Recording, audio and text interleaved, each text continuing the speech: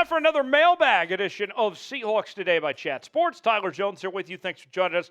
Coming up on today's show, we will answer your questions. Comes from our live show that we do on Wednesdays at 6 p.m. Eastern, 3 p.m. Pacific.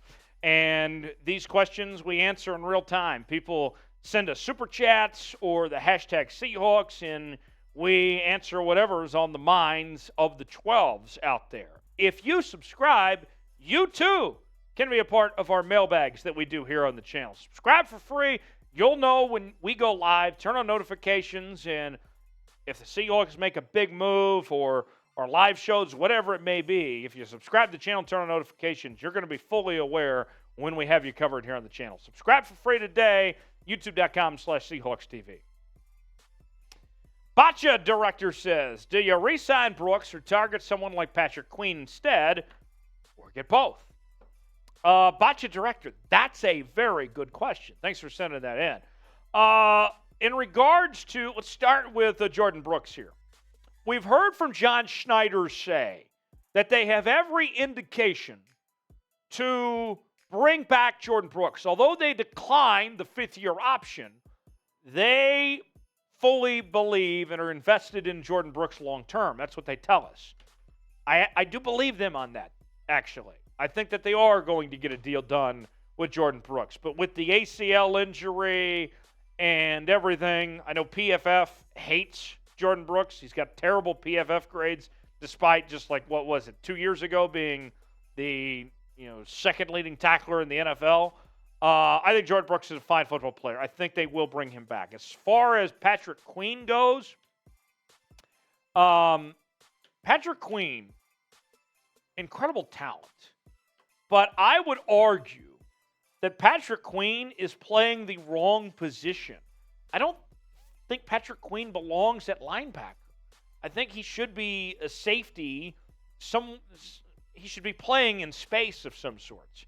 And I think that's the problem that the Ravens are running into, where they look at Patrick Queen and they say, this guy's an incredible talent, but they're not using him properly, getting the most out of him. I blame Baltimore for that. And if you look at where the Seahawks are at with their safeties, they don't need any safeties right now. I'd be open to Patrick Queen potentially coming to Seattle next year and maybe playing safety if he's a free agent out there. But I don't see a trade of some sorts for Patrick Queen as far as that goes. Thanks for that question. Landon says, best free agent quarterback available right now. So if you look at the free agent quarterbacks that are still on the market at this point in time, here are some of the names that I want to bring to your attention.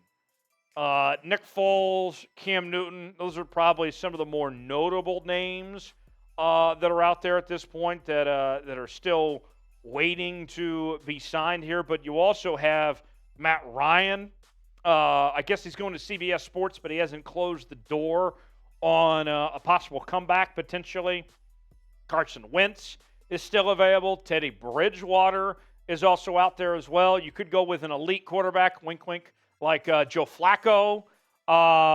Chase Daniel, who has made a fantastic career out of being a backup. He's sitting out there as well. But the Seahawks aren't in a need for a free agent quarterback unless something were to happen to Geno or Drew Lock or something in camp.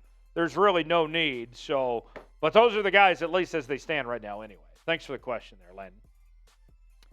Seahawks Nation writes, any chance the Seahawks could sign Yannick Ngakoue?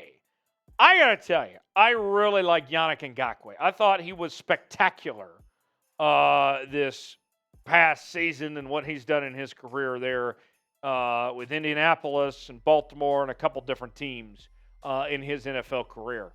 But all things come down to money, as these things do, right? And I think the money that Yannick is looking for, the money that Seattle has, the two don't necessarily match up right now. It's a nice pipe dream. It's a nice idea in theory, but just don't see it happening. It'd be cool, no question about it, but the money does not add up for Seattle to bring in a guy like Yannick Ngakoue unless something drastically changes. What say you? Should the Seahawks sign Yannick Ngakoue? Should he be a Seahawk?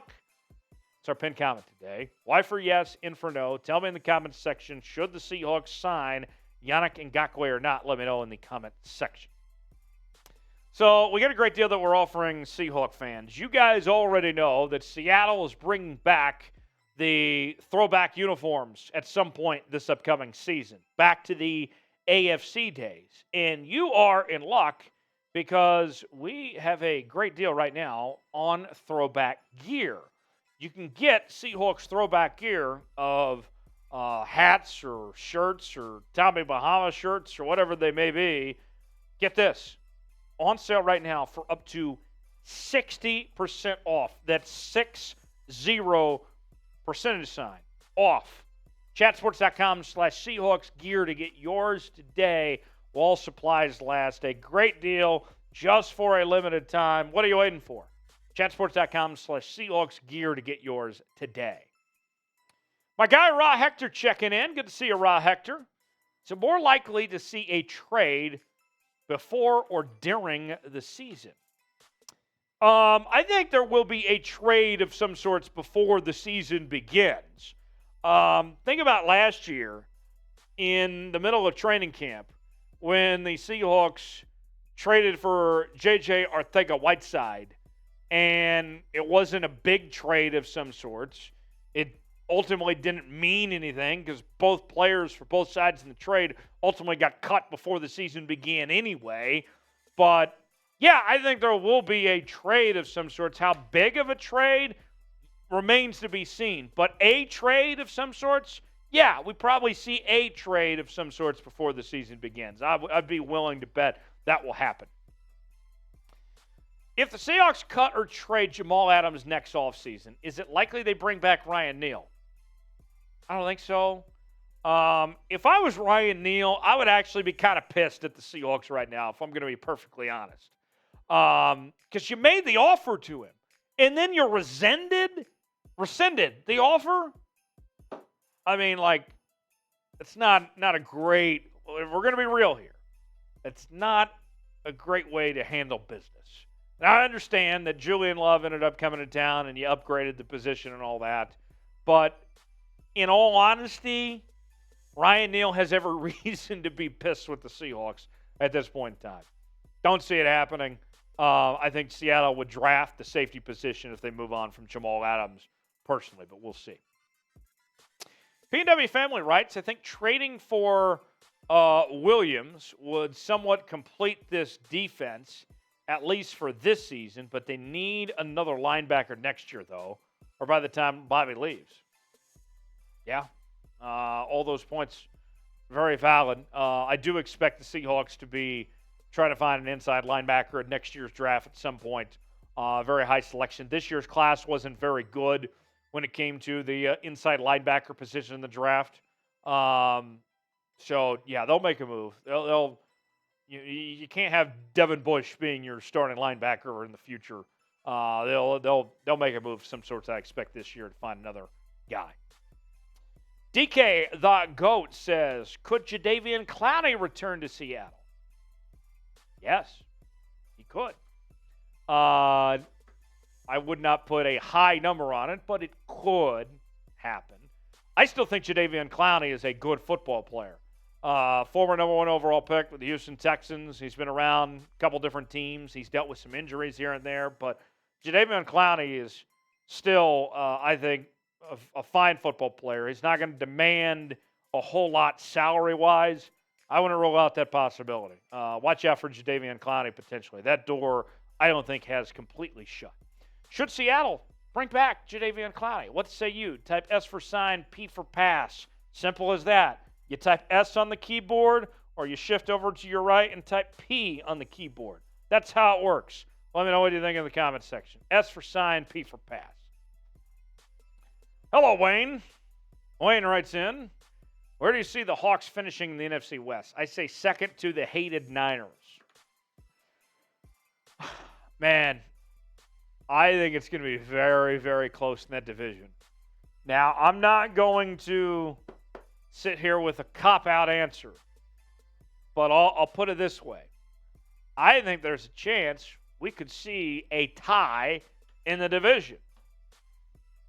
I would not be shocked at all if both teams have the same record when it's all said and done. I think the Niners are slightly better, but not by a whole lot. I think both these teams are very, very good, and it's going to come down right to the very end in this division. Going to be a lot of fun for sure. Let's see if the Seahawks can get it done. $2 Super Chat from Allen. Bang! Bring Bruce back. Maybe. I was very impressed with what Bruce did in his time in Seattle this past year. You know, they originally signed him to the practice squad, and then getting the call up to the 53-man roster. He was good for what Seattle needed. And you look back at this past season, where would they have been, that defense, in the second half of the year without Bruce? Bruce impressed me. Yeah, possible. We'll see. Thanks, Alan. Bang! Peter, what free agent linebackers would help out the Seahawks? Well, I don't think the Seahawks are going to be signing any more linebackers. I think they're going to stay kind of with who they are. But you look, just since you asked, Deion Jones is available. I like Deion Jones. Miles Jack is sitting out there. Kyle Van Noy, Quan Alexander, just to name a few.